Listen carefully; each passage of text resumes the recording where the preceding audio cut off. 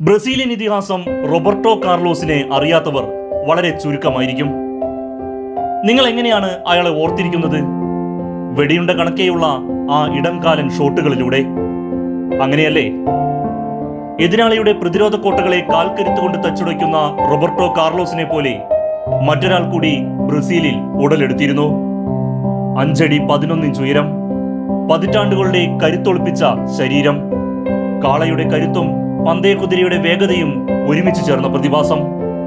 The green monster with the golden left, Givanildo Vieira de Souza അഥവാ the Hulk. വടക്കുകിഴക്കൻ ബ്രസീലിലെ ദാരിദ്ര്യം നിറഞ്ഞ തെരുവുകളിൽ നിന്നാണ് ഈ കഥയുടെ തുടക്കം.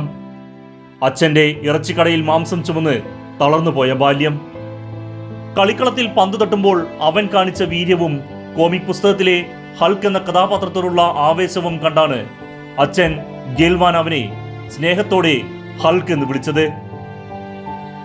വിക്ടോറിയ എന്ന ക്ലബിലൂടെ ഫുട്ബോൾ കരിയർ തുടങ്ങിയ ഹൾക്കിന് അർഹിച്ച അംഗീകാരം ബ്രസീലിൽ കിട്ടിയില്ല. അങ്ങനെ അവൻ നാടുവിട്ടു, കടൽ കടന്ന് ജപ്പാനിലേക്ക്. ജപ്പാൻ അവന് പരിശീലന കളരിയായിരുന്നു. അവിടെ അവൻ ഒരു ഗോളടി യന്ത്രമായി മാറി. സീസണിൽ 37 ഗോളുകൾ. ഏഷ്യ അവൻ കീഴടക്കി കഴിഞ്ഞിരുന്നു.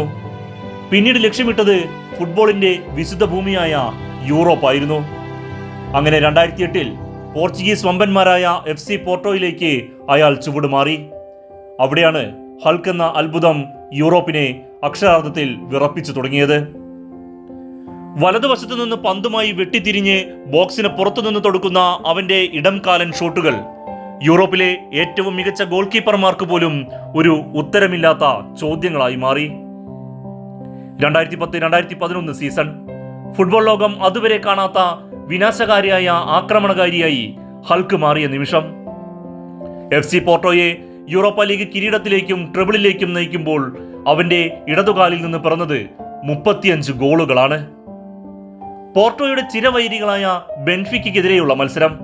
പെനാൽറ്റി ബോക്സിന് പുറത്ത് വലതുവശത്തായി ഹൾക്കിന് പന്ത് ലഭിക്കുമ്പോൾ അവന് ചുറ്റും 4 പ്രതിരോധക്കാർ വളഞ്ഞിരുന്നു. എന്നാൽ ഹൾക്ക് പന്തുമായി അകത്തേക്ക് കട്ട് ചെയ്ത് കയറി ഒരു ബുള്ളറ്റ് ഷോട്ട് ഉതിർത്തു. കാറ്റിനെ കീറിമുറിച്ച് കൽപ്പടവുകൾ തകർക്കും പോലെ ഗോൾ പോസ്റ്റിന്റെ ടോപ്പ് കോർണറിലേക്ക് പന്ത് കുതിച്ചു കയറുമ്പോൾ ഗോൾ കീപ്പർക്ക് വെറുമൊരു കാഴ്ചക്കാരനായി നിൽക്കാൻ മാത്രമേ സാധിച്ചുള്ളൂ. 2 കൈകളും വിടർത്തി മാറുവിരിച്ച് സ്റ്റേഡിയത്തെ നോക്കി ഗർജിക്കുന്ന ആ ഐക്കണിക് ഹൾക്ക് സെലിബ്രേഷൻ ഏതൊരു ഫുട്ബോൾ ആരാധകനും മറന്നു കാണില്ല. പോർട്ടോയ്ക്ക് വേണ്ടി ആ സീസണിൽ 36 ഗോളുകളും 21 അസിസ്റ്റുകളും നേടി അവൻ ട്രിബിൾ കിരീടം നേടിക്കൊടുത്തു. റോഡമേൽ ഫൽക്കാവോയ്ക്കൊപ്പം ഹൾക്ക് തീർത്ത അറ്റാക്കിംഗ് കോംബോ യൂറോപ്പിനെ തന്നെ വിറപ്പിച്ചു. 2012 60 മില്യൺ യൂറോ എന്ന വൻ തുകയ്ക്ക് റഷ്യൻ ക്ലബായ സെനിറ്റിലേക്ക് ചേക്കേറി. അവിടെയും ഹൾക്ക് തന്റെ ആധിപത്യം തുടർന്നു. ഷാക്തറിനെതിരെ 35 വാര അകലെ നിന്ന് തൊടുത്ത 108 km/h വേഗതയുള്ള ഫ്രീ കിക്ക് ഗോൾ വണ്ടർ സ്ട്രൈക്കുകളുടെ പട്ടികയിൽ ഇന്നും മുന്നിലാണ്. മഞ്ഞക്കുപ്പായത്തിൽ ബ്രസീലിനായി 49 മത്സരങ്ങൾ അയാൾ കളിച്ചു. 2013 ഫിഫ കോൺഫെഡറേഷൻസ് കപ്പ് ഉയർത്തിയ ബ്രസീൽ ടീമിലെ പ്രധാന ആയുധമായിരുന്നു അവൻ.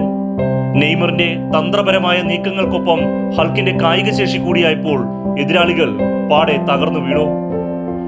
എന്നാൽ 2014 ലോകകപ്പ് ഹൾക്കിനും ബ്രസീലിനും ഒരു കറുത്ത അധ്യായമായി മാറി. സ്വന്തം കാണികൾക്ക് മുൻപിൽ നേരിട്ട ആ തിരിച്ചടി അവന്റെ അന്താരാഷ്ട്ര കരിയറിന് മേലും നിഴൽ വീഴ്ത്തി. ചൈനീസ് പ്രീമിയർ ലീഗിലെ കോടികളുടെ ഓഫറുകൾക്ക് ശേഷം പലരും കരുതി ഹൾക്കിന്റെ ഫുട്ബോൾ കരിയർ അവസാനിച്ചുവെന്ന്. എന്നാൽ 2021 തന്റെ 35-ാം വയസ്സിൽ അവൻ മാതൃരാജ്യത്തേക്ക് തിരിച്ചെത്തി. അത്ലറ്റിക്കോ മിനേറോയ്ക്ക് വേണ്ടി അവൻ കളത്തിലിറങ്ങി. വയസ്സ് വെറുമൊരു നമ്പർ മാത്രമാണെന്ന് അയാൾ വീണ്ടും തെളിയിക്കുകയായിരുന്നു. അത്ലറ്റിക്കോ മിനേറോയെ 50 വർഷങ്ങൾക്ക് ശേഷം ആദ്യമായി ബ്രസീലിയൻ ചാമ്പ്യന്മാരാക്കി മാറ്റി. ആ ടൂർണമെന്റിലെ ടോപ്പ് സ്കോററോ മികച്ച കളിക്കാരനും മറ്റാരുമായിരുന്നില്ല, ദ ഹൾക്ക്. 35-ാം വയസ്സിലും അവന്റെ കാലുകളിൽ നിന്ന് പുറപ്പെട്ട ബുള്ളറ്റ് ഷോട്ടുകൾക്ക് വേഗത ഒട്ടും കുറഞ്ഞിരുന്നില്ല. ഫുട്ബോൾ ചരിത്രത്തിൽ എത്രയോ ഗോളടിക്കാരുണ്ടായിട്ടുണ്ട്. എന്നാൽ ഹൾക്കിനെ പോലെ ഇത്രയും ഭീകരമായ ശാരീരിക കരുത്തും മിന്നൽ വേഗതയുമുള്ള ലോങ് റേഞ്ചുകളും ഒത്തുചേർന്ന മറ്റൊരു താരം അപൂർവമാണ്. ദാരിദ്ര്യത്തിന്റെ തെരുവുകളിൽ നിന്ന് തുടങ്ങി ലോക ഫുട്ബോളിൽ തന്റെ പേര് കൊത്തിയിട്ട ആ പോരാളി തെളിയിച്ചത് ഒന്നേയുള്ളൂ: നിശ്ചയദാർഢ്യവും കഠിനാധ്വാനവും ഉണ്ടെങ്കിൽ ഏതൊരു സാധാരണക്കാരനും ഒരു ഹൾക്കായി മാറാം. Happy birthday Hulk, the green monster with the golden left.